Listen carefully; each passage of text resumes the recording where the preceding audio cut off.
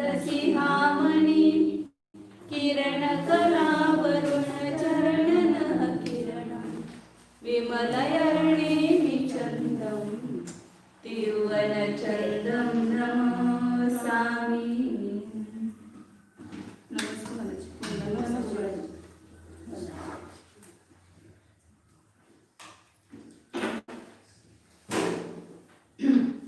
श्री नेमिचंद्र आचार्य विरचित त्रिलोकसार नामक ग्रंथ है। इसमें अपन नरतिर्यक लोकाधिकार देख रहे हैं। नरतिर्यक लोकाधिकार में अपन क्या क्या देखा अभी तक? क्षेत्र अकृत्रिम चैत्यालय कितने हैं देखें। उसके बाद जम्बूद्वीप में कितने क्षेत्र हैं, कितने पर्वत हैं, और उसमें उसके हर पर्वत के ऊपर एक एक सरोवर है पद्मादिक। उस सरोवर के बीच में कमल है। उस कमल में श्री धृति कीर्ति बुद्धि लक्ष्मी देवी का निवास स्थान है।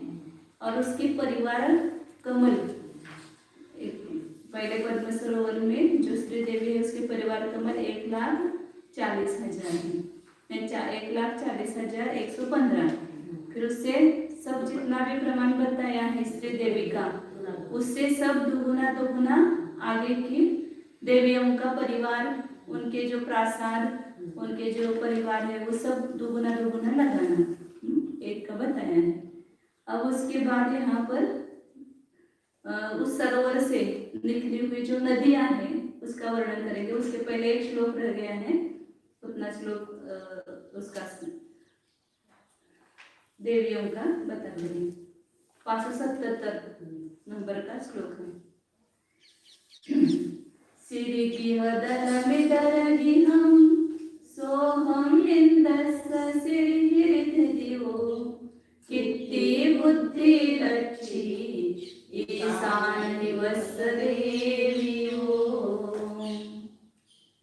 सिरिगिहदलम इदरगिहं, सिरि मतलब श्रीदेवी, उसके जो ग्रह का आयाम, उसकी लंबाई चौड़ाई ऊंचाई बताई थी, उसका आधा इतर के ग्रह है।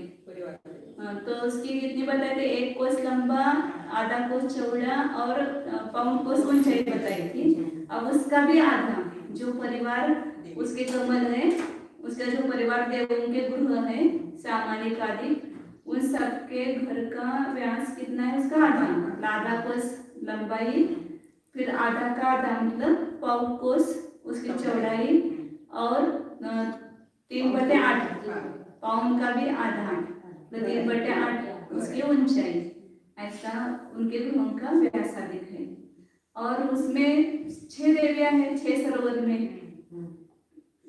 श्री उसमें से सौदर्मेंद्र के आधीन, जो सौदर्मेंद्र की आज्ञा जिस पर चलती है, ऐसे 3 देवियां हैं, श्री हिरी और दिदेव। श्री देवी, हिरी देवी और धृति देवी, ये 3 देवियां जो है वो सौदर्मेंद्र के अधीन है। और ईशान वहिस्स देवियों कित्ति बुद्धि लक्ष्मी, ईशान इंद्र के अधीन 3 देवियां हैं, कीर्ति बुद्धि और लक्ष्मी। मतलब इधर जो है जो सुमेरु पर्वत से इधर दक्षिण की तरफ जो देवियां हैं 3 सरोवर में, वो सौदर्मेंद्र के अधीन, और उत्तर की तरफ जो 3 देवियां हैं वह ईशानेंद्र के अधीन है। महापुंडरिक और पुंडरिक सरोवर में रहने वाली 3 देवियां। आगे देवियों का वर्णन हो गया। अब सरोवरों में उत्पन्न हुई जो महानदियां हैं उनका नाम 2 गाथाओं के द्वारा सुनते हैं। कौन कौन सी नदियां निकलती है? 578 नंबर गाथा है। सरजा गंगा सिंधु रोहित नदी, हरि हर कंथा सीता सीता नारी नरकंथा, सरिता सुवर्ण रूपे कुला रक्तात हेमरतोरा, पूवा वरेण कंसो नावीर पदखनेन गया। सरजा मतलब सरोवर में उत्पन्न होने वाली। सरोवर रोज उसको भी कहते हैं कमल का। कमल का उत्पन्न होता है सरोवर में, तो सरोवर मतलब कमल में कमल। और यहाँ पर नदियां सरोवर में उत्पन्न होती है, इसलिए उसको सरजा कहा। सरजा मतलब भी नदी है, सरोवर से उत्पन्न होने वाली। कौन कौन सी नदियां हैं? गंगा, सिंधु, रोहित, रोहितास्या, रोहितास मतलब रोहितास्या नाम की नदी है। फिर हरि, हरिकंता, सीता, सीतोदा, नारी, नरकांता, सरित, ये सरित मतलब नदियां। और कौन सी नदियां हैं? सुवर्ण कोला, रौप्य कोला, कोला दोनों को लगाना। रक्ता तहेव रक्तोदा, रक्ता और रक्तोदा। इस प्रकार पूर्वावरेण कमसो नाभिगिरि पदखनेन गया। पूर्व और पश्चिम क्रम से नाभिगिरि की प्रदक्षिणा के द्वारा गई हुई है नदियां।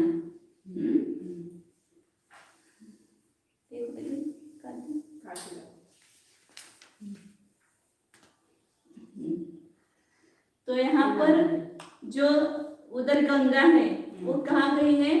इसके बाहर समुद्र है, लवण समुद्र। तो ये गंगा पूर्व की तरफ समुद्र में गई है और ये सिंधु पश्चिम की तरफ गई है। ऐसे दो दो नदियां हर क्षेत्र में है। भरत क्षेत्र में गंगा और सिंधु दो है।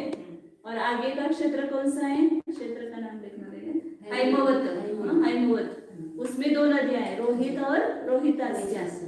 फिर हरि क्षेत्र है, उसमें हरित और हरिकांता है। फिर उसके बाद विदय क्षेत्र है, ये पूरा विदय क्षेत्र है। इसमें सीता और सीतोदा ये दो है। फिर इसके बाद कौन सी नदी है? नारी, नरकांता, रम्य, रम्य उसमें नारी और नरकांता। उधर की जो नदियां हैं सब पूर्व समुद्र में मिली हुई है। कौन कौन सी है? गंगा, रोहित, हरित, सीता, नारी, सुवर्णपूला और रक्ता। ये 7 नदियां इधर की जो है वो पूर्व समुद्र में मिली हुई है। सरोवर से निकलती है और समुद्र में मिलती है। नदियों का स्वभाव बताते ना, वीर हिमाचल से निकली गौतम के कुंड भरी है। फिर कहाँ मिलते हैं? वो समुद्र में जाकर के मिलती है। ऐसे यहाँ पर सिंधु, रोहितास्या, हरिकांता, सीतोदा, नरकांता, रौप्यकुला, रक्तोदा ये 7 नदियां पश्चिम समुद्र की तरफ जाकर के मिली है। इधर से निकली सरोवर से और ये इधर पश्चिम की तरफ मुड़ करके ये पश्चिम समुद्र में जाकर के मिलती है। और वह नदी ऊपर से निकल करके पूर्व की तरफ जाती है। तो पहली पहली जो नदियां हैं वो पूर्व की तरफ है। गंगा, सिंधु उसमें से गंगा, रोहित, रोहितास्या में से रोहित। ऐसे 14 नदियों का ग्रुप है, 2-2 का ग्रुप है। उसमें से पहली नदी पूर्व के समुद्र की तरफ गई है और दूसरी नदी जो है वह पश्चिम समुद्र में जाकर के मिलती है। और उन्होंने क्या किया है? पूर्वावरेण कमसो नाभिगिरि पदखनेन गया। और कैसे गया? नाभिगिरि की आधा प्रदक्षिणा दे करके। यहाँ पर ये नाभिगिरि पर्वत है, इसको ये आधा प्रदक्षिणा दे करके फिर इधर गई है। ये भी नदी यहाँ से आई है और ये नाभिगिरि को प्रदक्षिणा दे करके उधर गई है। ये नाभिगिरि पर्वत है सब क्षेत्रों में। ये नाभिगिरि 1, 2 उधर 1 और 2 और एक बीच में मेरू पर्वत, ये ही नाभिगिरि है। और वो यहाँ भरत और ऐरावत क्षेत्र में नाभिगिरि नहीं है, ये विजयार्ध पर्वत ही है। विजयार्ध पर्वत को भेद करके ही वो गई है। तो नदियां, तो इस प्रकार नाभिगिरि की प्रदक्षिणा से वो नदियां गई हैं। अब उन नदियों के दोनों तट पर, इधर और उधर, ये दोनों नदियों के जो तट है, इसको तट बोलते हैं। ये नीचे और ये ऊपर, इधर और इधर दोनों तरफ तट है, इधर इधर ऐसे। तो इस तट पर क्या क्या है वो बताते हैं, उसका स्वरूप। पुण्णागणाग पूगी कंकेलितमाल केलितं भूरि लवली लवंग मल्ली पहुदी सयलन ऋतुतडेषु। पुण्णाग नागकेसर, नाग। फिर पुंगी मतलब सुपारी, कंकेली मतलब अशोक वृक्ष, कंकेली मतलब अशोक लिया है। तमाल तांबूल सेवा देते उसको तंबुली। ये लवली, लवली मतलब छोटा वाला हरपर एवढे बोलते हैं। हाँ हरपर एवढे उसके पेड़ है इधर है, वहां पर है ये बता रहे नदी पर। लवंग के पेड़ और मल्ली, मल्ली मतलब मोगरा होता है, मोगरा के पुष्प इत्यादि सैल नदी तो तड़े सभी नदियों के दोनों तट पर इस प्रकार के अनेक वृक्ष हैं। ये पण कसे अकृत्रिम नाही काय झाडं म्हणजे अशीच आहेत का? नाही आपल्या पृथ्वी काय करते? अब ऐसे हा लिखा तो नहीं है, ऐसे वनस्पति टाइप होने में भी कोई बाधा नहीं है ना। नदी है तो नदी के किनारे पेड़ रहते हैं पानी से। अब यहाँ पर किस किस सरोवर से वो नदियां निकलती है। हर क्षेत्र पर दो दो नदियां हैं, लेकिन कौन से सरोवर से कौन सी नदियां निकलती है उसका यहाँ पर वर्णन करते हैं। गंगा दुरोहितस्सा पौमेरत्तरु सुवर्णमन्तदये से दो जोयन ददमन्तरि दूर्णनाभिगिरिम्। गंगा दू मतलब गंगा सिंधु, रोहितस्सा रोहितास्या ये कौन से सरोवर से निकली है? पौमे पद्म सरोवर से निकली है। यहाँ पर ये पद्म हृद है, पद्म सरोवर कहाँ पर है? हिमवान पर्वत पर है, हिमवान पर्वत है, इसके बीच में पद्म सरोवर है। इस पद्म सरोवर के पश्चिम तट से और उधर पूर्व तट से ये गंगा और ये सिंधु निकली है, और उसी के उत्तर तट से उत्तर बाजू से द्वार से ये रोहितास्या नदी निकली है। इसलिए एक पद्म सरोवर से कौन सी नदियां हो गई? गंगा, सिंधु और रोहितास्या, ये तीन नदी हुई। और अब आगे जो महापद्म है उसमें से दो निकली है, महापद्म द्रह में से एक रोहित और एक रोहित हरिकांता। मतलब उल्टा है, यहाँ पर जो पहले आएगी ना वो आगे आगे सरोवर से निकली हुई है। गंगा सिंधु के बाद अपन क्या बोलते हैं? रोहित बोलते हैं। वो रोहित पद्म सरोवर से नहीं निकली है, वो ऊपर के सरोवर से निकली है, दूसरे सरोवर से निकली है। तो ये रोहित महापद्म द्रह से निकली है। ये महापद्म ये यहाँ से तो तीन निकले, पद्म द्रह से और पुंडरिक। यहाँ इन दो सरोवर से तीन तीन नदियां निकलती है। 14 नदियां ना कुल, सरोवर कितने हैं? 7 है क्या? सरोवर 6 है और नदियां 14 है। तो एक इधर के द्रह से 3 और उधर के द्रह से 3, द्रह मतलब सरोवर से 3 है। बाकी 4 सरोवर से 2 है। तो 4 से 2 मतलब 8 हो गए, और 2 से 3 मतलब 6 हो गए, तो 14 हो गए ना नदियां। तो यहाँ पर ये पद्मद्रह है, यहाँ से गंगा सिंधु और ये रोहितास्या निकली है। आगे की दूसरी लेना नदी इधर से निकली है। और पद्मद्रह से दक्षिण की तरफ से रोहित और उत्तर की तरफ से हरिकांता, और वो रोहित पूर्व सरोवर में मिली है और ये हरिकांता पश्चिम समुद्र में मिली हुई है।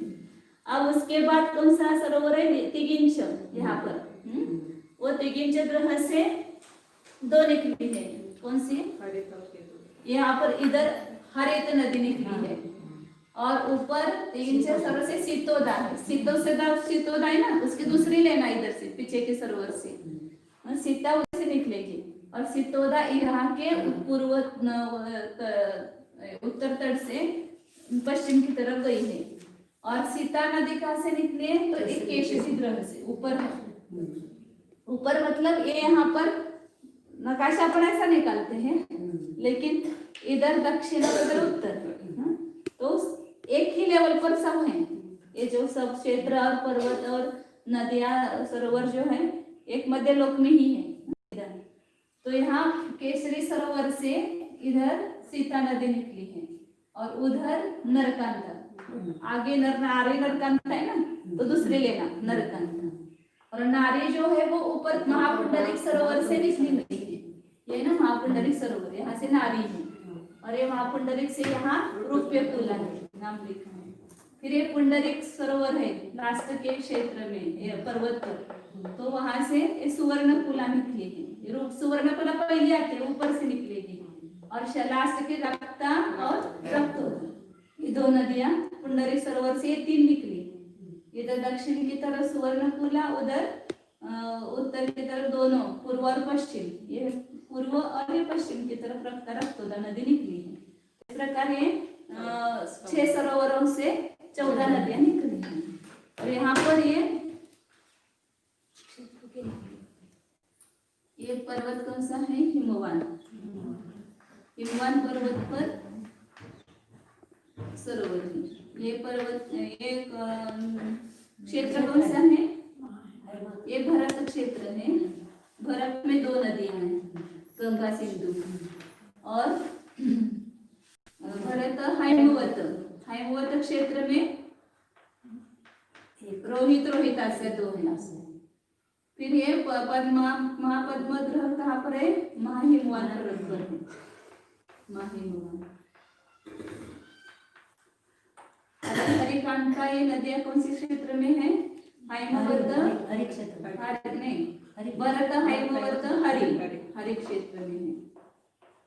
और ये विदेह क्षेत्र है। विदेह में सीता सितोदा 2 नदियां हैं। और यहाँ पर ये पर्वत निषद पर्वत है। निषद पर्वत पर सीतोदा, हाँ, पर्वत है।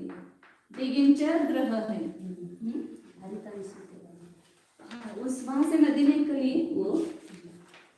फिर इसके बाद यहाँ पर क्षेत्र आएगा, ये रम्य पर्वत। उसके पहले पर्वत आएगा ना, नील पर्वत, ये है नील, रम्य, नील, रम्य क्षेत्र हो गए ना, रुक्मी पर्वत हो गए।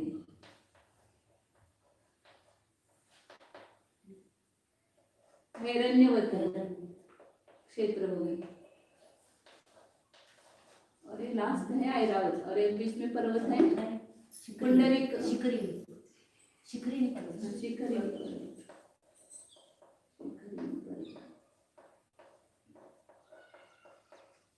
और एक क्षेत्र है ऐरावत। तो क्षेत्र में नदियां आएगी, हर क्षेत्र में 2 नदियां आएगी। वो निकली कहाँ से है? पर्वत पर से। पर्वत ऐसा ऊंचा 100 योजन, फिर 200 योजन, 400 योजन ऊंचा है ना, तो पर्वत ऊंचा है, वहीं से वो सरोवर, उसके बीच में सरोवर है, वो सरोवरों में से वो नदियां निकली है।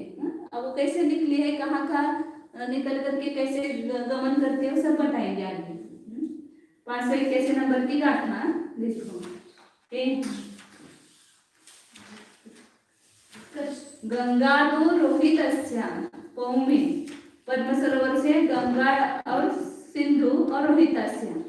फिर सुवर्ण रक्तोदे, रक्तोदा, ये 2 नहीं, हाँ, रक्तोदा वो ऊपर की बताए, रक्तोदा और सुवर्णपुला, ये अंततः अंतिम सरोवर से निकले। फिर बाकी के सरोवर से 2-2, बाकी के सब सरोवर से 2-2 नदियां निकली हैं। जोयन दलम अंतरिदून नाभिगिरी, नाभिगिरी पर्वत से आधा योजन अंतर तय करके निकली है। ये नाभिगिरी पर्वत है, ये नाभिगिरी पर्वत है, इससे आधा योजन अंतर, यहाँ पर इस दोनों के बीच में ये जो नदियां निकली हैं, ये नाभि पर्वत को आधा योजन छोड़ करके गमन करती है। इधर ये आधा योजन और ये नदी इधर आधा योजन छोड़ करके, यहाँ से आधा योजन, ये आधा योजन, यहाँ से आधा योजन छोड़ करके ये नदियां निकली हैं। बस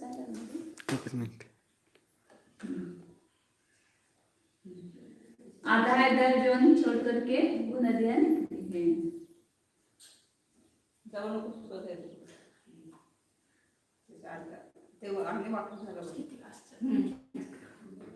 अब आगे गंगा नदी की उत्पत्ति और वो गमन किस प्रकार करती है, ये 3 गाथाओं के द्वारा आगे बताते हैं।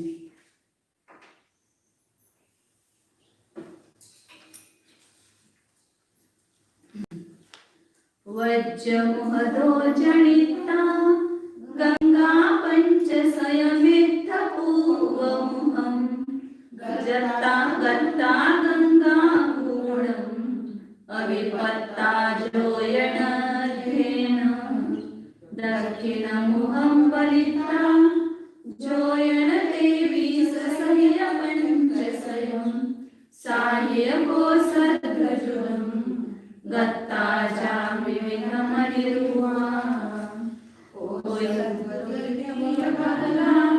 वसहाया राय जिभ्यारुन्धा छज्जोयन सकोसं तिस्से गंतून पडिलासा।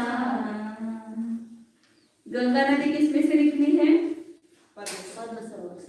पद्म सरोवर कहाँ पर है? हिमवान पर्वत पर है। हिमवान पर्वत पर है। तो उस हिमवान पर्वत पर जो पद्म सरोवर है उसमें जो वज्रमुख है, तीन तरफ उसका मुख है। यहाँ पर ये पद्मद्रह है, इधर एक मुख है, इधर मुख है और इधर एक मुख है। अब गंगा नदी का पहले वर्णन कर रहे हैं। तो इस पद्मद्रह में से यहाँ वज्रमुख है, उसका वज्र का वहां से वो निकली है। पद्मद्रह के वज्रमुख से उत्पन्न होकर के गंगा पंचशयम एत्थ 500 योजन सीधा जाकर के, अब वो निकलते में अलग से 500 योजन जाकर के फिर पूर्व की तरफ मुड़ करके गत्ता गंगा कूड़म अविपत्ता गंगा कूड़ को प्राप्त न हो करके जोयन अध्ययन आधा योजन से दक्षिण मुखम पलिता दक्षिण मुख में मुड़ करके वहां से मुड़ी। फिर जोयन 23 सह्य पंचशयम 523 योजन और साधिक आधा कोस से युक्त, आधा कोस में भी अधिक ऐसे जाकर के विविध मणिरुआ वहां पर अनेक प्रकार के मणिरूप कोस दीह बहला 2 कोस लंबा और बाहल्य उसका ऐसे वृषभाकार जिभ्यारुंदा वो उसकी जो जिभ्या है जीवा है उससे ऐसा वो जगह देखा होगा ऐसे उसमें से वो गंगा नदी गिरती है। वो फाड़ करके गंगोक है वो इतना अच्छा देखा हाँ यहाँ पर ये निकाला है। मैं वापस प्रमाण सही दिखाने वाली हूँ। इधर से निकली है या इधर दक्षिण मुड़ करके फिर यहाँ पर ये बैल के वृषभाकार वो गंगा कूट है, कूट तो नीचे है तो वो क्या बोलते हैं उसको मुख है। वो जिभ्या इसकी जो जीभ है उसमें से निकला हुआ कितना है 6 योजन और 100 कोस मतलब 6.25 योजन तिस्से गंतुन उसमें जाकर के पड़ीरा वह गिरती है। यहाँ पर ये गंगा कुंड है, इसमें ये गंगा इसके मुख में से गिरती है। इसको वापस दिखाती हूँ मैं।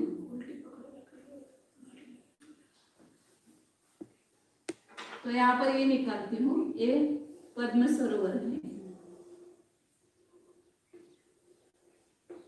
यहाँ पूर्व में उसका एक वज्रमुख दरवाजा है। ये यहाँ से वो गंगा नदी निकलती है। वो कितनी योजन है गंगा नदी? 6.25 योजन मतलब 6 योजन और 1 कोस 6.25 योजन। उसकी त्याला काय म्हणतो आपण नदीचं पात्र नदी का पात्र कितना है 6.25 योजन है। 6.25 योजन एवढं मोठी नदी निघाली कशातून? त्या पद्म सरोवरातून। ऐसे निकल करके यहाँ कितनी ऐसे बहती गई यहाँ तक 500 योजन तक। ये इधर से इधर तक ये है ना, ये पर्वत है, इधर एक कूट है, इधर भी कूट है सरोवर के बाजू में। 9 या 8-9 कूट है ना इसमें। एक चैत्यालय होता है, एक जिनायतन होता है, बाकी ऐसे 8 कूट होते हैं। तो यहाँ पर ये गंगा कूट है। यहाँ पर गंगा कूट को गंगा ही बोले गंगा कूट से उसको प्राप्त नहीं हुई। उसके पहले ही आधा योजन ही वो मुड़ गई। पूर्व की तरफ कितना गई है? 500 योजन गई। फिर उससे यहाँ पर ये मुड़ गई। यहाँ पर तो यहाँ पर ये कितनी है? यहाँ मुड़ने के बाद तो ये कितनी आई यहाँ पर बताया 523 योजन और सादिक आधा कोस। उसमें आधा कोस और कुछ अधिक अधिक करना है। आधा कोस से भी ज्यादा अधिक है। आधा कोस सादिक आधा कोस कि कहाँ से आई वो दक्षिण की तरफ मुड़ने के बाद।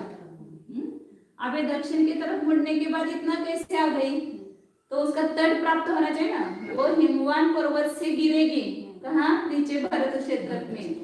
तो वो हिमवान पर्वत का तट आना चाहिए ना। हिमवान पर्वत का व्यास ऊपर नीचे समान है कहा था। तो कितना है उसका व्यास हिमवान पर्वत का? तो अब यहाँ पर अपने तत्वा सूत्र में वगैरह सीखा है अपने। भारत क्षेत्र का व्यास कितना है? 526 योजन और 6/19 इतना है। अब इससे दुगुना हिमवान पर्वत का व्यास है।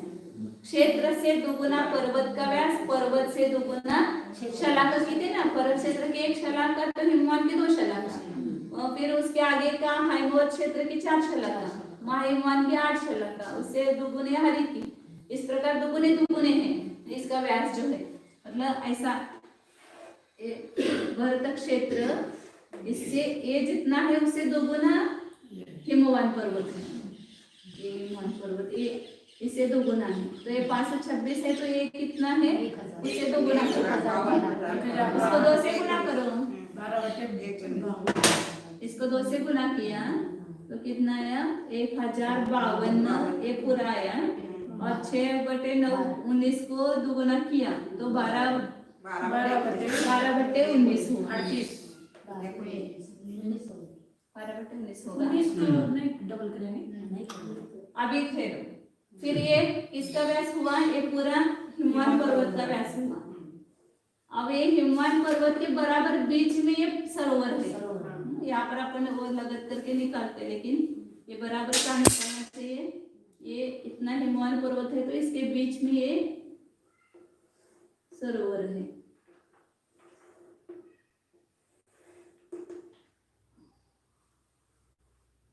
और यहाँ से गंगा नदी निकली है। ये 500 योजन यहाँ गई। अब इधर आधा रह गया, यहाँ से इधर आधा रह गया। अब ये नदी का व्यास कितना बताया था? 6.25 योजन। तो क्या करना है उसको? इस पूरे पर्वत के व्यास में से नदी का व्यास घटाओ और उसका आधा करो। तो वो जितना आता है उतनी वो दक्षिण की तरफ आएगी नदी। तो ये अभी इसका व्यास कितना आया? कितना? हिमवान पर्वत का विस्तार कहो, व्यास कहो, वो दक्षिण उत्तर उसका 1052 योजन और 12/19 है। इसमें से एक गंगा नदी का जो व्यास है वो कम करो, क्योंकि वो नदी का व्यास तो रहेगा। फिर इधर कितना रहा और इधर कितना रहा वो प्रमाण निकलेगा, उसका आधा करेंगे तब। इसमें से व्यास 6.25 योजन, 6 योजन और 1 कोस है। ये 1 कोस है समझो। और इसका आधा करो तो यहाँ से यहाँ गंगा कितनी आई वो प्रमाण निकलेगा। तो 152 में से 6 गए तो कितने रहे? 1052 में से 6 गए तो 1040 रहे। अब यहाँ इसका बाद में करेंगे। तो इसका आधा करो तो कितना आया? 523। 2 10, 2 दूनी 4 और 2 3 6। अब ये रह गया 12/19 योजन है और ये 1/4 कोस है। 1/4 योजन है, उसका कोस करेंगे तो 1 कोस होगा। एक पाव योजन मतलब 1 कोस। अब 1 कोस में इसका भी कोस में रूपांतर करो। 12/19 उसके कोस में रूपांतर करो, 4 गुना करो तो कितने हुए? 48/19 हुए। अब इस 48/19 में से 1 कोस माइनस करो। 1 पाव योजन मतलब 1 कोस हुआ। अभी इसके कितने कोस हो गए पहले निकालो। 19 दूनी 48, 38 2 सही 10/19, 10 से 10/19। अब यहाँ पर एक नदी का कोस माइनस करना है तो कितना रहा, एक सही 10/19 रह गया, शेष रह गया। इसका भी आधा करना है ना अपने को, तो ये कितना हो गया पूरा, 19 एके 19 और 10, 29/19। और इसका आधा करो तो 29/38, 29/38 को। मतलब यहाँ पर ये हिमवान पर्वत के इधर की तरफ कितना है, 523 योजन।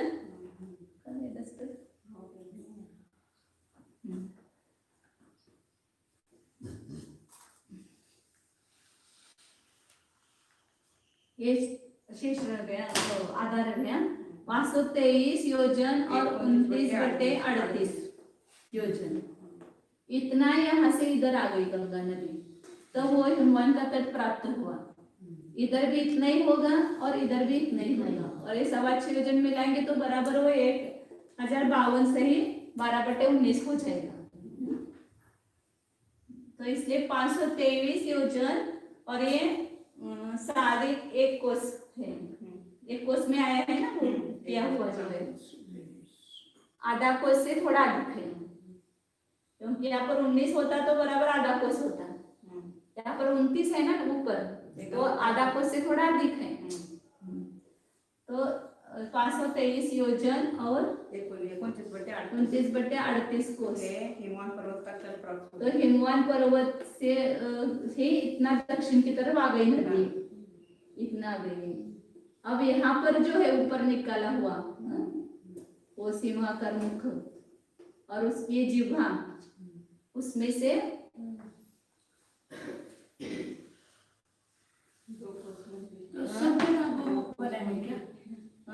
सभी जगह बनेंगे, सभी पद्मों के नीचे जितनी नदियां निकली, हाँ गोमुख निकले। हाँ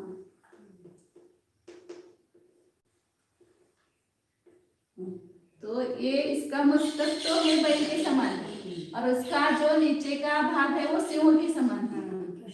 ऐसा वो ये है निकाला, उसको क्या बोलते हैं, मतलब जो नदी गिरती है ना जिसमें से, वो इसके मुख में से वो नदी गिरती है, पानी नीचे आता है,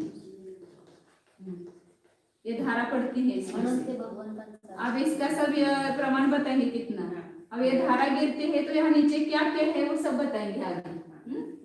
इतना वर्णन किया, क्या क्या किया, नदी इस पूर्व मुख से निकली, पूर्व की तरफ 500 योजन आई, दक्षिण की तरफ 523 योजन और साधी का आधा कोस, इतना इधर दक्षिण की तरफ आई। और वहां पर जो गंगा वो मुख है, वो मुख उस वृषभाकार उसमें वो गिरती है, और वहां से नीचे गिरती है। वो कितना है बताया, जिव्यानंद 6 जो योजना 100 कोसम, 6 योजन और 1 कोस, मतलब जितना नदी का है ना उतना, उसमें जा करके पतिता वो गंगा नदी नीचे गिरती है। प्रणालिका, नाली बोलते हैं उसको, जिह्विका नाम की प्रणालिका है ये, नाली में से निकलती है ना नदी, तो वो नाली बोलते हैं इसको। मैं वो इस शब्द नहीं आ रहा था समझ में। और वो नाली कैसे, नाना मणियों के परिणाम स्वरूप है, उसमें नाना मणियों से वेष्टित है। ऐसे जीविका जो नाली है उसमें से 2 कोस लंबी, 2 कोस मोटी और 6.25 योजन चौड़ी, चौड़ी कितने 6.25 योजन, और उसके आगे जो उसकी चौड़ाई है वो कितने 2 कोस, और उसकी मोटाई कितनी है वो भी 2 कोस है। हाँ, तो वह वृषभाकार है, गोमुखाकार, और गंगा नदी इसी नाली में जाकर हिमवान पर्वत से नीचे गिरती है। कैसा वो दृश्य दिखता है, सब देव है ना, ऐसा सब दृश्य देखते हुए उनका टाइम कैसा था। अभी लोग जाते नहीं क्या घूमने, इधर उधर माउंट आबू जाओ, इधर क्या कैलाश पर्वत पर जाओ, उधर जाओ उधर जाओ, घूमने जाते हैं। ऐसे देव भी विहार करते हुए सब दृश्य देखते हैं, इतने सुंदर सुंदर दृश्य है, तो उसका उनका ऐसे टाइम जाता है उसमें नैसर्गिक। विद्याधर भी जा सकते हैं आगे। अब ये प्रणालिका जो है वो किस आकार है वो बता रहे हैं आगे। केसरी मुह सुधि जिह्वा लिप्ति भूषि सपहुदिनो सरिसा तेरिह पणाली असा वसहाया रेतीने तिट्टा. केसरी मुह, केसरी मतलब सिंह, ये नीचे का मुख है वो सिंह का है उसके ना प्रणालिका का. और कान जिह्वा नेत्रों का आकार, ये तो सब सिंह के सदृश है. श्रुति मतलब कान, जिह्वा और दृष्टि मतलब नेत्र, ये सब सिंह के समान है. और भू शीस बहुदिनो, ये ऊपर का भाग, इधर से ऊपर का भाग बैल का है, उसके सिंग वगैरह जैसे वैसे. ऊपर का मस्तक और भुवया ये गाय की है. और नीचे का कान, जिह्वा और नाक, नेत्र नेत्र ये सिंह के समान है. हाँ, तो इसलिए इसको वृषभाकार बोलते हैं भाई. अब आगे यहाँ पर गिरने पर क्या क्या वहाँ उसका गिरने का स्वरूप बता रहे हैं. हिमवान पर्वत से नीचे गिरी ये गंगा नदी, तो बताते हैं.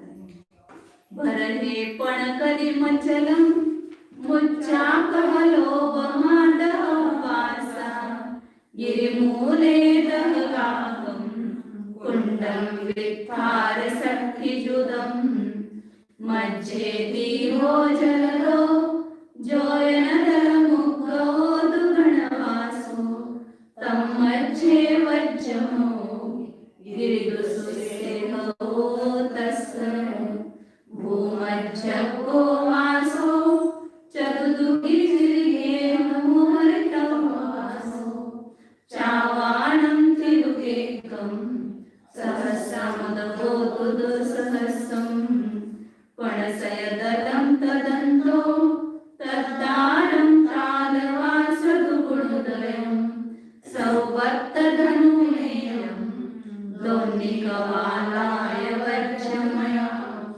गिरिगेहसी सट्टियम्बुज कन्यसिंहासनं जडामौलं जिनमभिषेक्तुं मणावा ओ दिन्नामत्थये गंगा. हाँ, सब वर्णन किया उसका. ये तो अभी अपन नहीं जा सकते वहां पर, ऐसा ये जहाँ पर गिरते होगी ना गंगा नदी की, ये उपनदी तो अपने पास है गंगा नदी, लेकिन वो मूल जो विजयार्थ पर्वत में से निकल कर कैसे गिरती है हिमवान पर्वत से, वो तो मलेच्छ खंड में ही दिखाई देगा ना. एक दृश्य वो मलेच्छ खंड में गिरते हैं ना वहां पर. वो उधर जब पद्मावती गिरी तो बीच में विजयार्थ पर्वत है, तो उधर मलेच्छ खंड है थी, इधर दो मलेच्छ खंड और बीच में आर्यखंड है. तो आर्यखंड में से गई है वो, लेकिन वो सब गिरने का दृश्य वो वहां पर होगा मलेच्छ खंड में. तो गिरने का स्वरूप ते को नाही कळलं. व्हिडिओ पाठवतो म्हटलं. हां, भरहे पण कदीम, 5 का वर्ग, कदी मतलब वर्ग.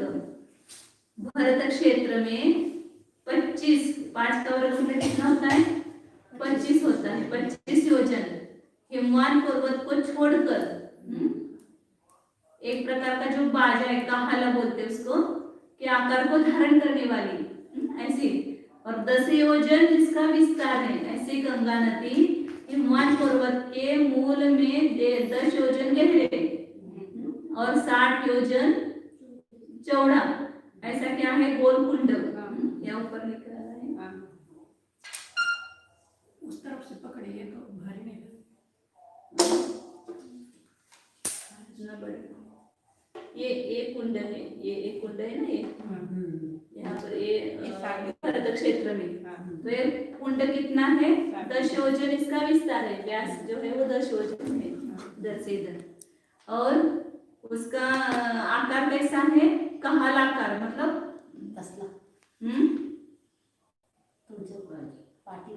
हाँ बजाने का बाजा है, बाजा कहाल आकार म्हणजे याच्यामध्ये बँड आहे आपले, मतलब ढोल वाजवते तसं. हाँ, उसको धारण करने वाले 10 योजन विस्तार, ऐसा जो गंगा हिमवान पर्वत के मूल में 10 योजन गहरे, ये इसकी खोली कितनी, गहराई कितनी 10 योजन, और 60 योजन चौड़े।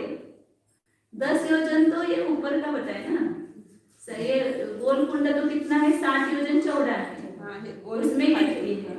10 योजन गहरा और 60 योजन चौड़ा, ऐसा ये कुंड है। और ऊपर जो जिसमें से गिरती है, किस आकार को धारण करके गिरती है, तो जो बाजा होता है गोल खंबेल्यासारखा। तो 10 योजन विस्तार उसका है। इसी गंगा नदी वो हिमवान पर्वत के मूल में 10 योजन गहरे ऐसे 60 योजन चौड़े ऐसे कुंड में गिरती है। और उस कुंड के मध्य में क्या है, ऊपर आधा योजन मतलब एक पर्वत है, मध्य में कुंड के बराबर बीच में पर्वत है। और वो पर्वत का व्यास कितना है वो बताए कि नीचे वो नहीं, पहले क्या है, उस कुंड के मध्य में जल के ऊपर आधा योजन ऊंचा ऐसा 8 योजन चौड़ा गोल द्वीप है। 60 योजन गोल द्वीप होता है, समुद्र जैसे बीच में द्वीप होता है, वैसे इस कुंड के बीच में द्वीप है, वो 8 योजन चौड़ा है, गोल है। टापू मतलब वो ऐसा गोल परकोटा जैसा वो होता है। उस द्वीप के मध्य में ये वज्रमयी 10 योजन ऊंचा पर्वत है। यहाँ पर ये बीच में द्वीप है और द्वीप के बीच में पर्वत है। और पर्वत कितना है, उसका व्यास नीचे 4 योजन है, इधर 4 योजन, इधर 2 योजन और इधर 1 योजन, ऐसा उसका व्यास है पर्वत का। और उस पर्वत के ऊपर क्या है, देवी का प्रासाद है। पर्वत के ऊपर देवी का महल है, देवी रहती वहां पर। श्री देवी का ही है ना, गंगा देवी, श्री मतलब गंगा देवी का गृह है। और वह गृह कैसा है, इसका भी धनुष में उसका बताया है। 3000 धनुष, 2000 धनुष और 1000 धनुष। ये भी कैसा है, यहाँ पर 3000 धनुष, यहाँ पर बीच में 2000 धनुष और यहाँ पर ऊपर 1000 धनुष व्यास वाला, ऐसा वो भी मतलब पर्वताकार, ऐसा बड़ा फिर छोटा फिर छोटा, ऐसा है प्रासाद। और उस गृह के ऊपर क्या है, उसकी ऊंचाई कितनी है, इसकी पर्वत की 2000 धनुष है। ये ऊंचाई इसकी पर्वत की ना, पर्वत की ऊंचाई 2000 धनुष है। ये छोटा था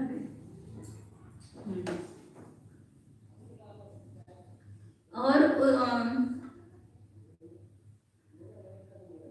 उस गंगा देवी के गृह का अभ्यंतर व्यास अंदर कितना है, 500 योजन। और उसके आधे भाग को मिलाकर मतलब 250 योजन और 500 योजन मिलाकर के कितना होता है, 750 धनुष प्रमाण, योजन नहीं धनुष, 750 धनुष। इधर इसका सबका व्यास सब धनुष में बताया, प्रासाद वगैरह का वरून खालीपर्यंत। तो फिर इस गृह के द्वार का व्यास कितना है, ये जो गृह है यहाँ पर ये 2 दरवाजा है, ये दरवाजा कितना है, उसका व्यास बताया है दरवाजे का 40 धनुष व्यास, मतलब ऐसे चौड़ा। और उसका ऊंचाई कितने, दरवाजे की ऊंचाई हमेशा चौड़ाई से दुगुनी होती है। तो चौड़ाई 40 धनुष, तो उसकी ऊंचाई 80 धनुष है। जिसमें दोनों किवाड़ कैसे है, वज्रमयी है, वज्रमयी किवाड़ है। उस मतलब कूट है, कूट के बीच में एक कुंड है, कुंड के बीच में पर्वत है, पर्वत के ऊपर प्रासाद है। और प्रासाद जो अंदर है वो उसको प्रासाद को जो किवाड़ है वो वज्रमयी है, वो किवाड़ का ये बताया।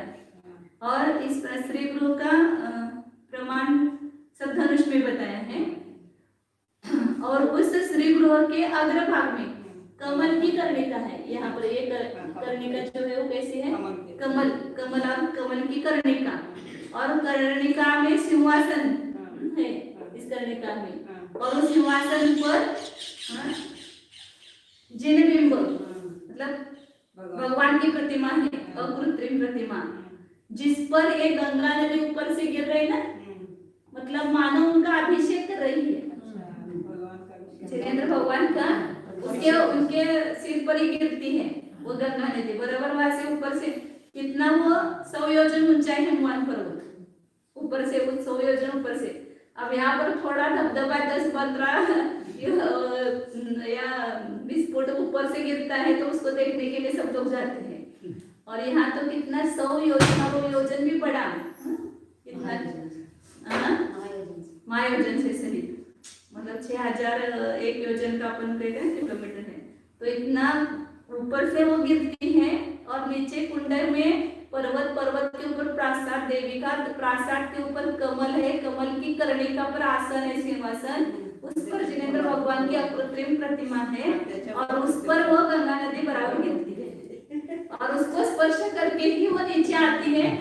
तो यहाँ पर इसलिए गंगा नदी पवित्र कही जाती है।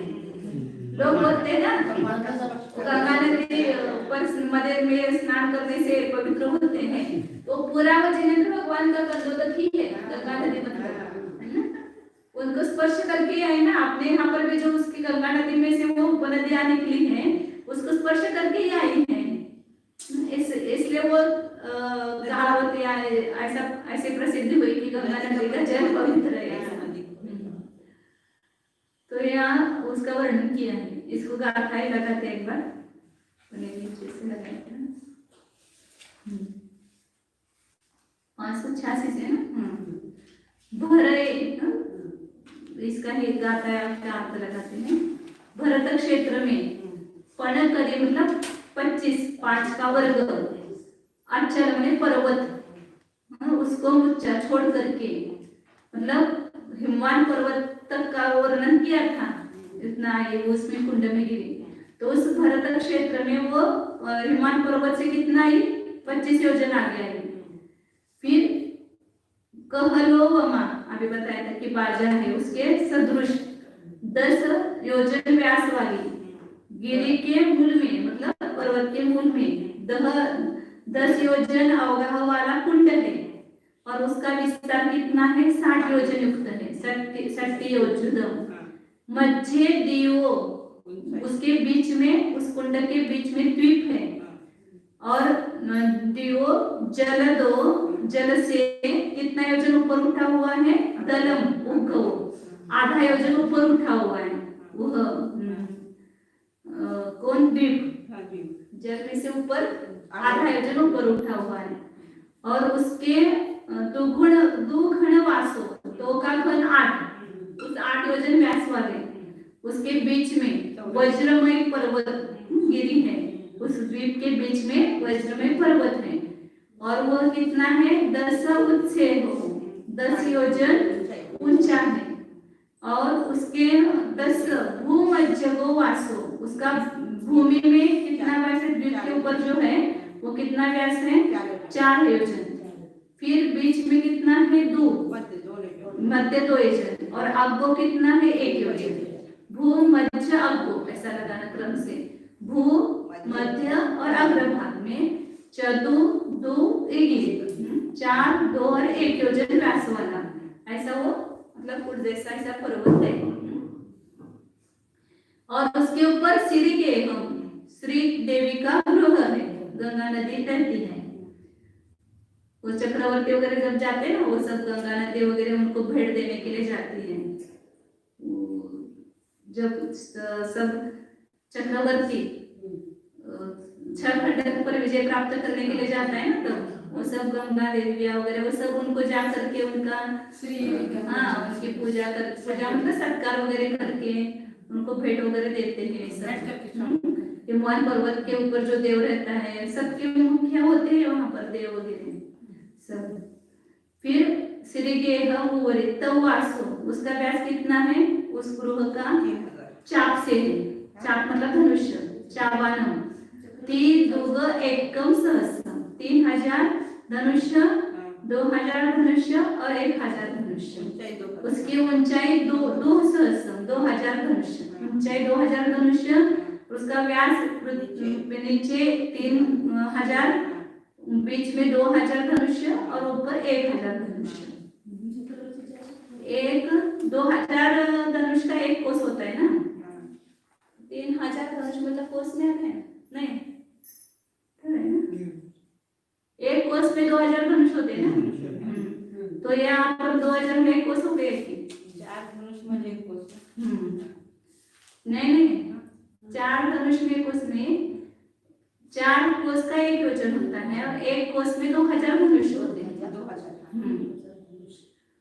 पनसय दलम तदंतो, फिर वहां से 500 और उसका आधा 250, उसका अंत तद्दार, उसका जो दरवाजा है वो कितना है, ताल वास, उसका 40 ताल मतलब 40 होता है, 40 तो उसका व्यास है, चौड़ाई है, और उससे दुगुना ऊंचाई मतलब 80 योजन ऊंचाई उस दरवाजे की।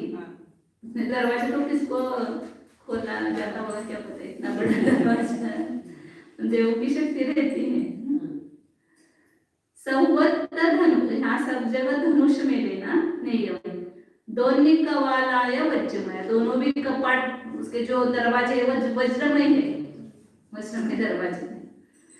फिर सिरी गिह सीसठ्य अंबुज कन्नीय सिंहासनम, उस श्री गृह के शीर्ष पर, उस देवी के जो प्रासाद है उसके ऊपर मस्तक पर स्थित अंबुज मतलब कमल, उसकी कर्णिका है, उसमें सिंहासन है, और वहां पर जटामूलम, जटायुक्त ऐसा जिनम, जिनेंद्र भगवान, उसके अभिषेक तो मना जणू काय मानो उसके अभिषेक करने की इच्छा से ही वो गंगा नदी मथे ओरिना उस मस्तक पर उतरी है, गिरी है। इस प्रकार ऐसा सुंदर दृश्य है वहां पर। यहाँ पर चित्र भी निकाला है, ऊपर भी निकाला है। हाँ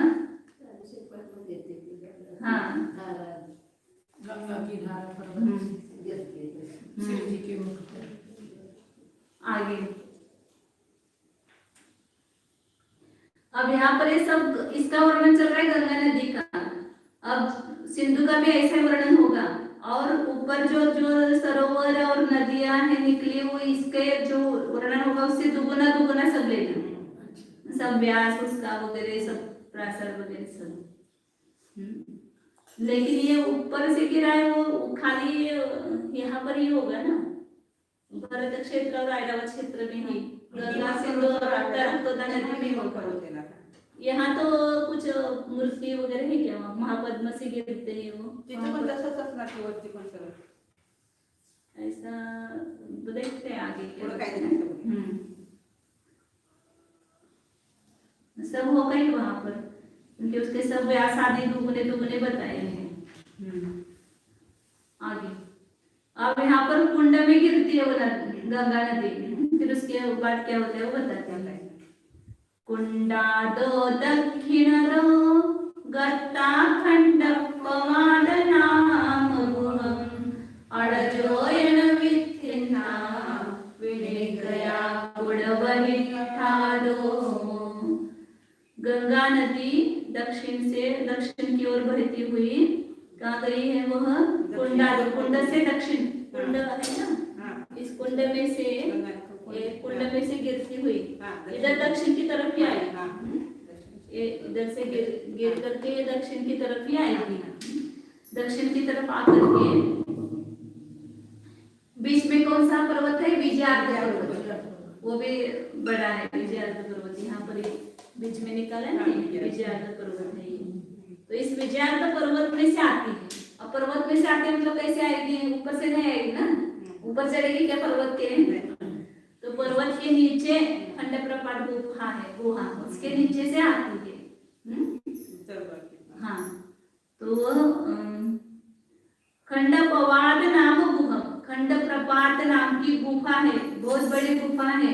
जैसे अपन यहाँ पर कई रेल से जाते हुए देखा होगा, भोगदा बोलते हैं, भोगदा आता है तो ऊपर पहाड़ होता है, और वो रेल को जाने के लिए वहाँ जगह की जाती है, भोगदा, उस भोगदा में से निकलती है ना रेल, अंधेरा होता है एकदम उसमें। तो ऐसे यहाँ पर ये भी गुफा बहुत बड़ी है, और उसको भी ऐसे वज्रमय दरवाजे होते हैं, कोई दरवाजा नहीं खोल सकता है उसका, कोई भी नहीं जा सकता है वहां पर उस दरवाजे को खोलकर, केवल चक्रवर्ती जब आता है और उसका जो वो लेकर के आता है, उसका जो मुख्य मंत्री होता है सेनापति, जय कुमार का जो वर्णन किया था तब भरत चक्रवर्ती का तब पढ़ा था अभी उसमें महापुराण में बहुत उसका वर्णन किया। तो वो आकर के वो दरवाजा खोलता है और दरवाजा खोलने के बाद वो रत्न लगाने के बाद वो दरवाजा खोलने के बाद 6 महीने तक कोई नहीं जा सकता है वहां पर।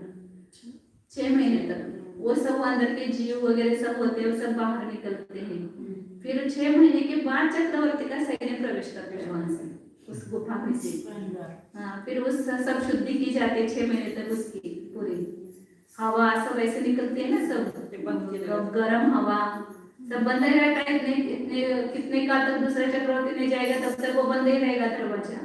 तो सब गर्म हवा वगैरह रहते तो सब पूरे 6 महीने तक उसकी शुद्धि होती है। फिर उसके बाद में चक्रवर्ती का सैन्य उसमें से प्रवेश करता है। उसी गुफा के नीचे के द्वार से ये गंगा नदी निकलती है। तो उसका नाम है खंडप्रपात गुफा। वो कितनी है विस्तीर्ण? 8 योजन विस्तीर्ण है। माने वो जो नदी है वो वहां पर कितनी विस्तीर्ण होती है? 8 योजन चौड़ी होती हुई विनिक गया निकली है। कहाँ से? कूतव हिट्टादो। कूतप उसका नाम है। वो द्वार की जो गुफा के दक्षिण द्वार की देहली है उसको ही कूतप बोलते हैं। उस जो देहली होती है ना नीचे निकलने का दरवाजा उसको कूतप बोलते हैं। उसके नीचे से वह निकलती है। हाँ,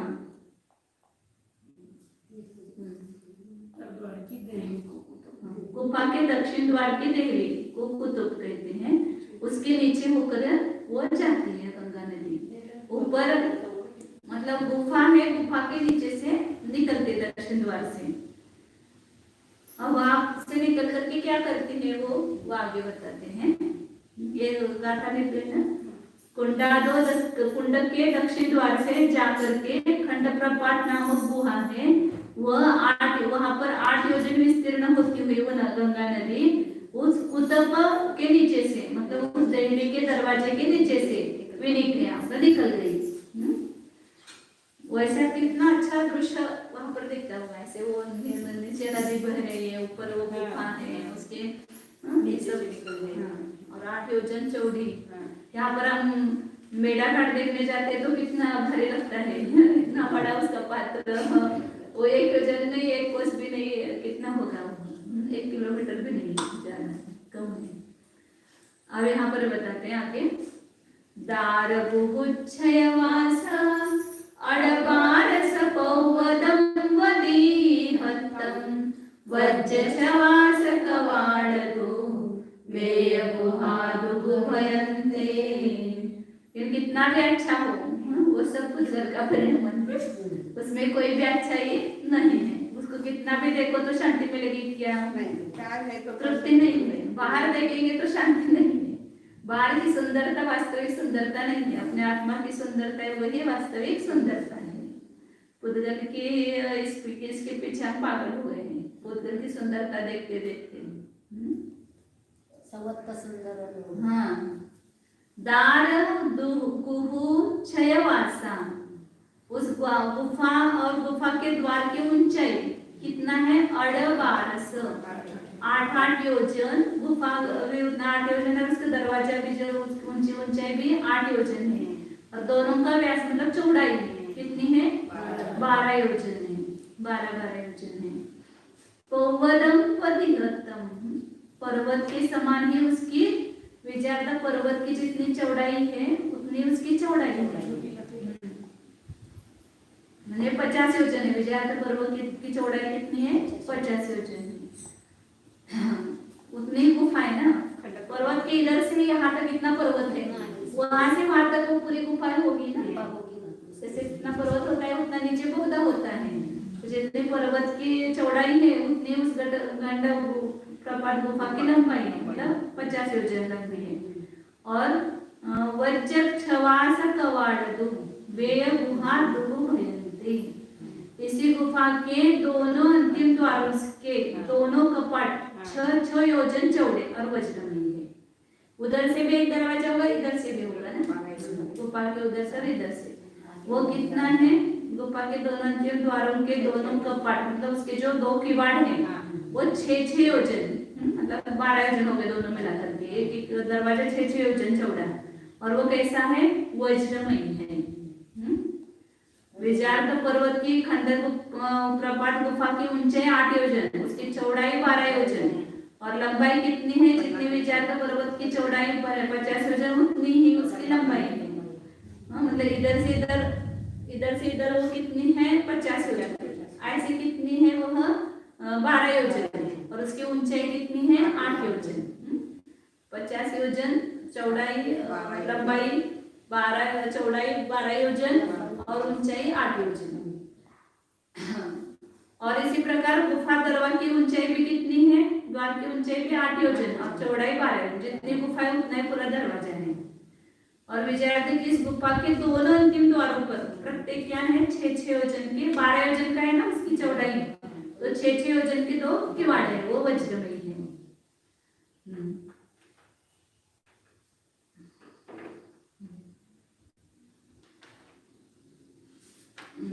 हो गया ना ये पूरा। वे गुहा उभय दोनों पार्श्व भाग में है, उधर भी है दरवाजा और इधर भी है। अब इसमें और क्या है विशेषता वो बताते हैं आगे। उम्मग्गने मग्गणति गुहमंचव कुंड जातुपूवरे जोयन तुगति हाओ उसंति उभयंतदोदगम। बहुत सारे लोगों ने इसका चित्र ये बनाया है, पिक्चर बनाया है 3 डायमेंशन में। प्रीतेश जी ने और जयपुर के जो क्या नाम उनका, पंडित जी, ये सब ऐसे प्रैक्टिकल ऐसे दिखाते उस पर, उससे नदी निकल रही है, गिर रही है, ऐसा पूरा उसी में होगा ये सब। उनका मुझे नहीं पता, उनमें भी होगा, उन्होंने भी किया है, लेकिन इन्होंने बहुत भारी बनाया है, बहुत ऐसा साक्षात दिखता है। वो यहाँ पर अपने पास नहीं है, उनके पास है। आगे उन्मग्ग निमग्ग नाम की नदी है, दोनों उन्मग्ना और निमग्ना ऐसे 2 नदियों के नाम है। गुहमज्जग कुंडजा, गुफा के ठीक मध्य में से पूर्व और पश्चिम दोनों तटों से निकलकर उधर से इधर, ये दक्षिण उत्तर ये दक्षिण तरफ की तरफ जा रहे ना, इधर पूर्व से और पश्चिम से दोनों तरफ से वो 2 नदियां हैं। आइए 2 तटों से निकल करके 2-2 योजन चौड़ी, वो कितनी है चौड़ी, 2-2 योजन चौड़ी है। और उनका एक का नाम है उन्मग्ना और दूसरे का नाम है निमग्ना। इनका नाम ही क्यों निकला है वो बताएंगे आगे। दोनों ओर से गंगा को स्पर्श करते, 2 नदी उधर से आई पूर्व और पश्चिम से, और इसको इसमें गंगा नदी में मिल गई उन्मग्ना निमग्ना। उन्मग्ग निमग्ग नदी गुह मज्जग कुंडजा, गृह के बीच में, वो गुहा के बीच में जो कुंड है उससे उत्पन्न हुई वो नदियां पूर्व और पश्चिम इन दोनों ओर से 2 योजन लंबाई वाली, उभयंतदो गंगम पुसंति, दोनों ओर से गंगा नदी को स्पर्श करती है। ऐसे गंगा नदी की परिवार नदियां 14,000 है, वो सब नदियां यहाँ पर उन्मग्ना और निमग्ना नदी की विशेषता बता रहे हैं। आगे उसका स्वरूप बताते हैं, इसको उन्मग्ना क्यों कहा, निमग्ना क्यों कहा। नियजलपवाह पडिदं दवं गुरुदं पिनेदि उवरितटं जम्माटं माकण्डली उम्मग्गा वाहिनी ऐसा। नियजलवरवरिगरं दवं लौकं पिनेदि हेटम्मि जेन्नं तेन्नं भण्डरी ऐसा सरियानि भगवन्ति तत्तो दक्षिण बरह सद्दं कन्तूर्ण पूवरिसवदना मागहदारन्तरदो लवण समुद्रं पविट्टासा। नियजल पवाह पडिदम, पेड़ी का नाम क्या है, उन्मग्ना। उन्मग्ना का अर्थ होता है उठाना, बाहर उठाना। निमग्ना का क्या अर्थ होता है, नीचे ले जाना उसको। तो उन्मग्ना क्यों कहा है, तो कितनी भी भारी वस्तु उसमें गिर जाए, समझो अभी नदी में पत्थर डाल दिया, ऊपर आएगा क्या, पत्थर, लोहा डाल दिया तो ऊपर आएगा क्या, लेकिन उस नदी में कितना भी भारी पत्थर गिर जाए वो ऊपर ऊपर निकल आता है, इसलिए उसको उन्मग्ना कहते हैं। कैसी विशेषता? हाँ, फिर उसमें कोई डूबता नहीं होगा।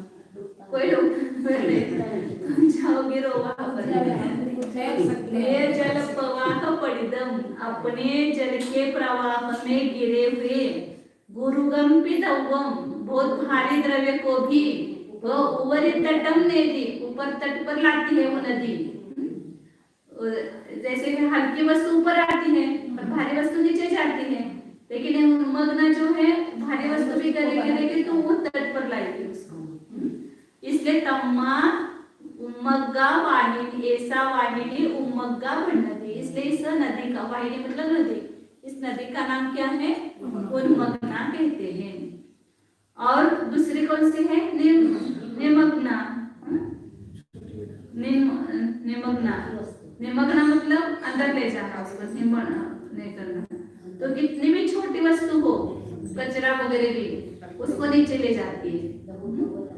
एकदम हल्की वस्तु को भी नीचे ले जाती है, उसको निमग्ना, और भारी वस्तु को भी ऊपर उठाती है, वो उन्मग्ना। हाँ, निय जल भर उवरी, अपने जल में भर करके ऊपर, गदम दवम, आए हुए द्रव्य को, लहुगम भी, कितने हल्की हो तो भी, हेट्टम में नहीं, मतलब उसको ऊपर कचरा ही नहीं दिखेगा, साफ सब स्वच्छ दिखेगा। भाई छोटे हल्के कचरे को भी वो नीचे ले जाएगी। जिस कारण से तेनम, इस कारण से ऐसा सरिया, यह नदी निमग्नती भंडारी, निमग्ना ऐसा कही जाती है, उसको निमग्ना ही नाम दिया है। नाम के अनुसार उसका काम है, सार्थक नाम है। तत्तो धक्किन भरह सद्धम गंतुन पूर्व दिशा वदना, उसके बाद दक्षिण भारत का आधा योजन जाकर के, ऐसे दक्षिण की तरफ कितने गए? आधा योजन, फिर पूर्व दिशा वदना, पूर्व दिशा में मुड़ गई। ऐसा सीधी कितना आएगी?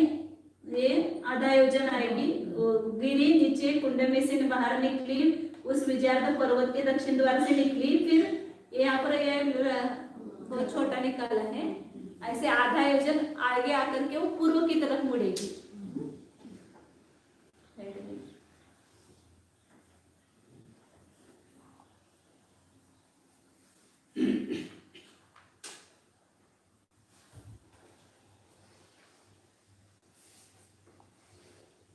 ये विजयार्थ पर्वत है, इसके द्वार में से नीचे निकल करके यहाँ से आई तो इतना आधा योजन ऐसे सीधा आएगी दक्षिण की तरफ, फिर ये पूर्व की तरफ मुड़ेगी, पूर्व समुद्र को मिलेगी।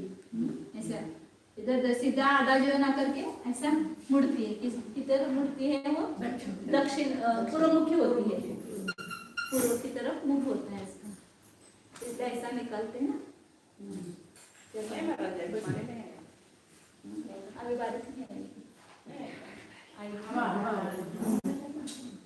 तत्तो दक्षिण भर, इतना पूरा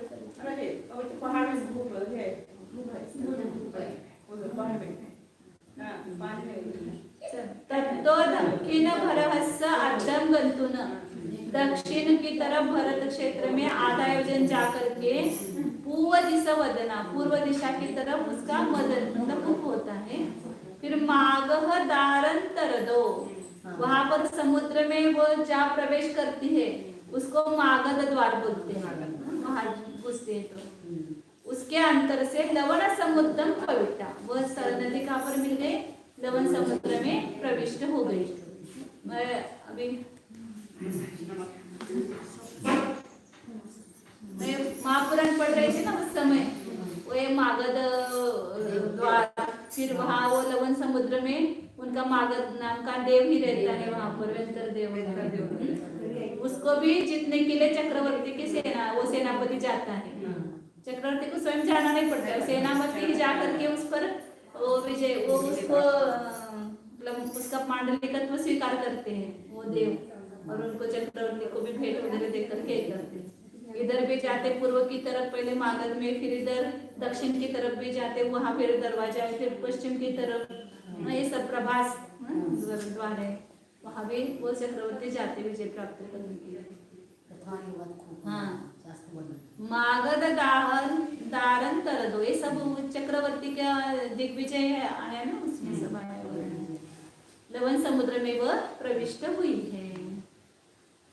अब आगे सिंधु नदी का स्वरूप बताया है। इतने का था 597 नंबर दिया। इसका एक क्या दिया है इन्होंने, खंड प्रपात गुफा से निकलकर गंगा नदी दक्षिण भारत क्षेत्र के अर्ध भाग, वो अर्ध योजन नहीं है, अर्ध भाग लेना है। जो भरत क्षेत्र का आधा जाना, मतलब भरत क्षेत्र कितना है 526 योजन है, तो 100, हाँ उसका आधा करो, 526 सही 6/19 हुआ था ना, उसका आधा कितना हो जाएगा, अर्ध भाग अर्थात 119 योजन पर्यंत सीधी आती है। इतने क्षेत्र प्रमाण कैसे आती है, तो भरत क्षेत्र का प्रमाण कितना है 526 सही 6/19 योजन है, और इसमें से 50 योजन क्या है, विचार्थ पर्वत है, वो घटाओ।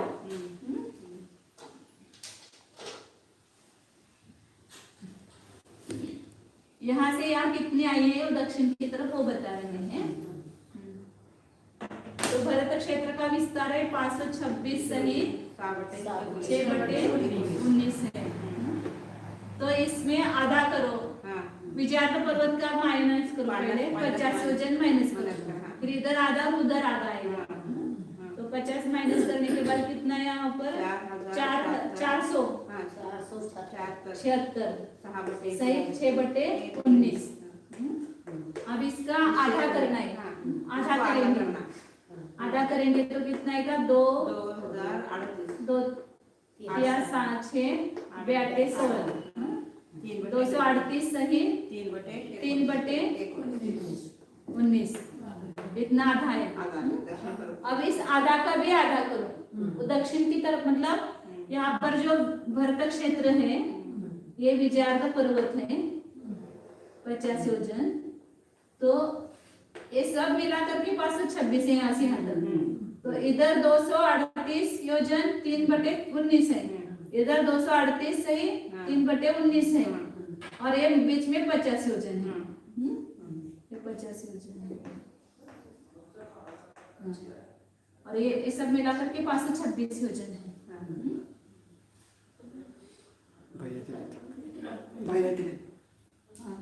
अब इसमें 238, ये जो इधर ये यहाँ से विजार्थ पर्वत से निकली ना है गंगा नदी, इस पर से पर्वत से गिरी करके वो इधर इसमें से निकली, इसमें निकलने के बाद सीधा कितना आएगी, इसका भी आधा, ये 238 है, इसका भी आधा, मतलब इसका आधा करो, कितना होगा 101 के बे 92 18 119 बटे 3/38, इतना योजन सीधा आएगी दक्षिण की तरफ, फिर वो पूर्व की तरफ मुड़ेगी, ये ऐसा, वो 119 योजन उधर पूर्व की तरफ जाएगी।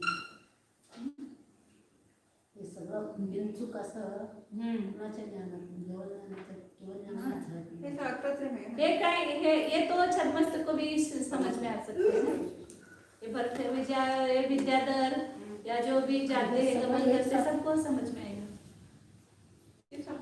तो दक्षिण भारत क्षेत्र में वह 119 योजन आकर के पूर्व में मुड़ करके वह लेच खंड में से 14,000 प्रमाण परिवार नदियों को लेकर के अपने साथ में 14,000 परिवार नदियों को लेकर के मागध द्वार के भीतर जाकर लवण समुद्र में प्रवेश करते हैं।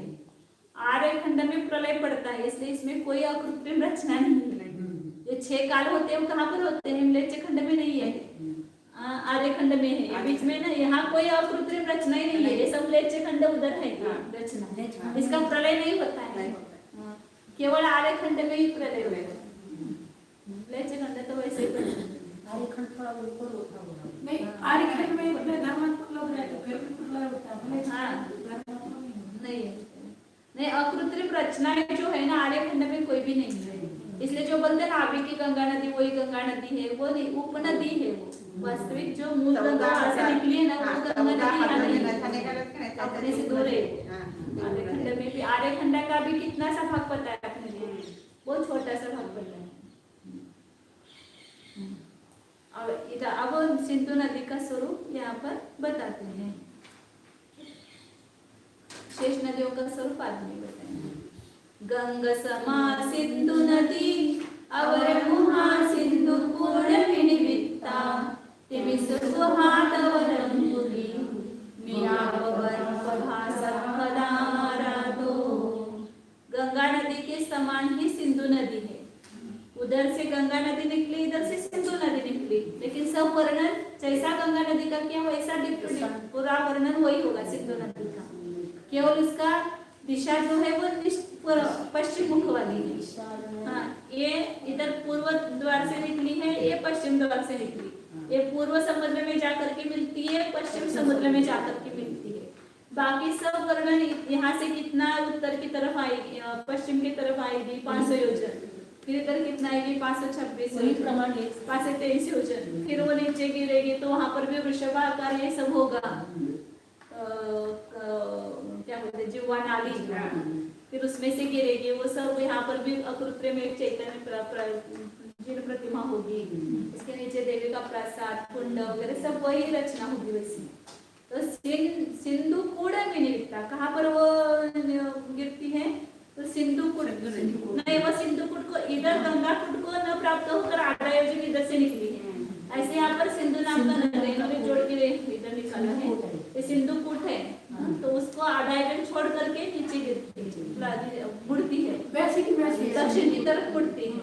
उधर सिंधु गंगा कुंड है, इधर सिंधु कुंड है। उससे भी निवृत्त होकर के तिमिस गुहा, वहां पर नाम क्या था खंड प्रपात गुहा। इधर जो विजयार्थ पर्वत में गुहा है वो खंड प्रपात, और यहाँ पर ये तिमिस्र गुहा। उसके अवरंभ ही पश्चिम समुद्र में मिता वह इतांग प्राप्त हुई, पश्चिम समुद्र को प्राप्त हुई। पश्चिम समुद्र है इधर बाहर, इसको पश्चिम समुद्र को प्राप्त हुई है। इससे क्या दिशा चेंज होगी, बाकी सब गंगा की जैसा ही होगा, वैसा ही होगा। वो पश्चिम द्वार, वहां पर प्रभास नाम का दरवाजा है। यहाँ पर एक जम्बूद्वीप को जरा पूरा तट है ना परकोट, उसमें ये दरवाजे है बीच में ऐसे। इधर दरवाजा है वो, उसका नाम बताया था मागध, और इधर है वो प्रभास। इसमें से वो इधर भी अंदर देवों का निवास वगैरह होता है लवन समुद्र में, अंतरद्वीप वगैरह है वहां पर, बाकी लेच्छर रहते हैं। तो वहाँ प्रभास नाम के दरवाजा से वो पश्चिम समुद्र को प्राप्त होती है सिंधु नदी। बाकी सब पूरा वर्णन गंगा नदी के समान ही उसका भी है। बस करते हैं अभी यहाँ पर, ये आगे का जो है प्रकरण कर ही लेते हैं। लाइट भी गई है नहीं, गाता भी अभी आगे का भी ले सकते थे, थोड़ा इधर बारिश का भी वातावरण हुआ है ना, और लाइट भी चली गई है, और ये गणित भी बढ़ा है, तो इसको कर ही लेते हैं। 6 नदियों का स्वरूप बताइए, गंगा सिंधु बताए, वैसे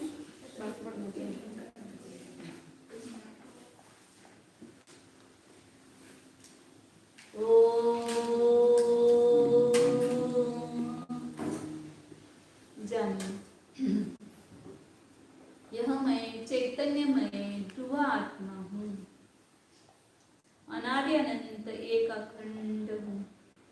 जाने अपने चित स्वभाव को जाने। ये संपूर्ण सरोवर, नदी, कुंड, प्रासाद, प्रतिमा, ये सब अचेतन है। अचेतन का सौंदर्य है, वह आंखों को तृप्त करने वाला नहीं है। कितना भी देखो तो तृप्ति नहीं होगी। एक क्षण अपने निज स्वरूप को देखो, भीतर जो सौंदर्य भरा हुआ है, चैतन्य का सौंदर्य, उस चैतन्य के सौंदर्य को एक क्षण देखने पर, एक क्षण उसका स्पर्श करने पर, एक क्षण उसका अनुभव करने पर अपूर्व अतिन्य आनंद प्रकट होता है। उस आनंद का भोग करो। ये सब जानने वाला ये चेतन आत्मा ही है। संपूर्ण विश्व की सुंदरता को देखने वाला, जानने वाला ये चेतन ही है। उस चेतन को देखो जो बाहर के सौंदर्य का जानकार है, इसमें सुंदरता झलकती है। वो कितना सुंदर है।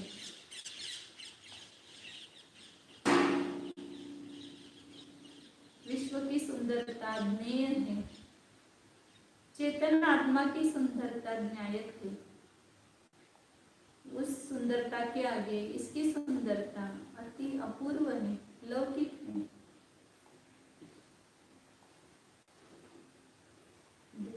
अपने चित स्वभाव में एक क्षण के लिए स्थित हो जाइए। यह मेरा चैतन्य सदन सुंदर है, शिव स्वरूप है, अनादि निधन है, सच्चिदानंद स्वरूप, परम शांत स्वरूप, अखंड स्वरूप,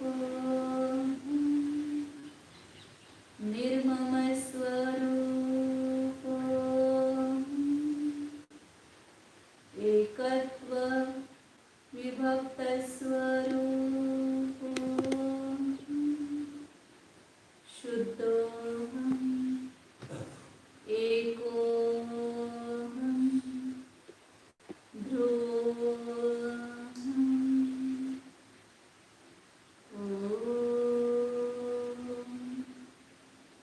शांति शांति शांति।